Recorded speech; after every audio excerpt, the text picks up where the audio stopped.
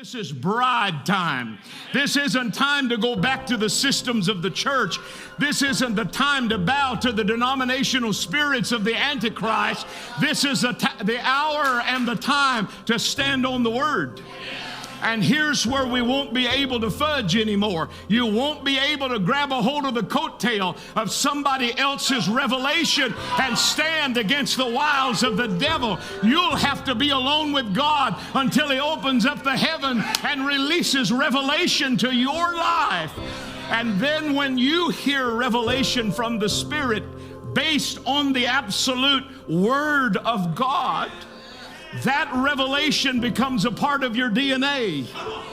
The devil can talk you out of picking someone else's conviction, but he'll never talk you out of what the Holy Ghost has revealed to you by the Word, because it has become a part of you. You have become a part of it. And once that Word is quickened to you in soul and spirit, in the inner man, you receive, like Moses, a transformation from relating to God as only a master and we His slaves. You begin to relate to Him as one who has invited you to cooperate with His eternal plan. He didn't just create you to serve Him. And when we think of serving the Lord, we often think of subservient and less than and not nearly enough, and we have to hope and work to get somewhere else. God doesn't want to reveal Himself to you like that. He wants you to know that He could have chosen to call anybody that has ever lived on the face of the earth. He could have chosen them all if He would have desired to. He could have left you out of your family when He was choosing, but He cared about you before you were ever born. He knew your name before your mother and father ever had manifestation on the earth. He already knew your name. He already knew where you would be, just like He knew where Moses was going to be. He didn't come down looking for him. He came down to meet him.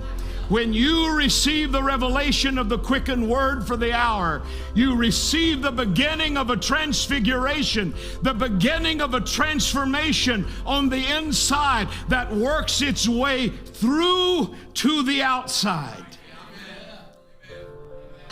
And He no longer desires to be Emmanuel, a God with us, but His ultimate desire from the beginning, not an afterthought, from the beginning, His ultimate desire was to come down and live in you, to walk in you. You ought to be careful what you say. You ought to be careful what you think. You ought to be careful where you go, because you're dragging Elohim, Yod-Heh-Vav-Heh, not only the God and creator of the heaven and earth, but the God who longs to have intimate fellowship with you. You're dragging Him to those places. You're submitting Him to those thoughts. You're exposing Him to those words and to those behaviors and to those actions. Somebody said, are you trying to strike fear in their heart? No, godly conviction and reverence. There is an absence of the fear of the Lord in this hour.